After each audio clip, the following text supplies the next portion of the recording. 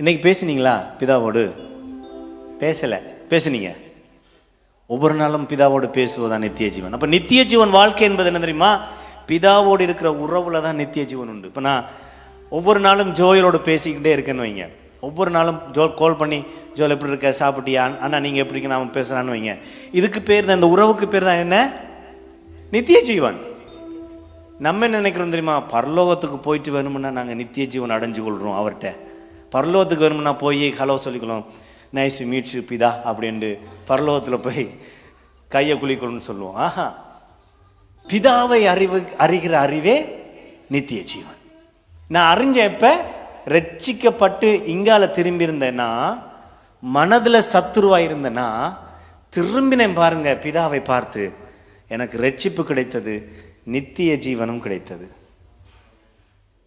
இது புரிஞ்சிருந்தா உங்களுக்கு புரிஞ்சிருக்கும். இப்போ நான் கையை கொடுக்குறேன் பாருங்க, நித்திய ஜீவன் கிடைத்தது. நாங்கள் எதுக்குள்ள வாழ்ந்து கொண்டிருக்கிறோம்? நித்திய ஜீவனுக்குள்ள வாழ்ந்து கொண்டிருக்கிறோம்.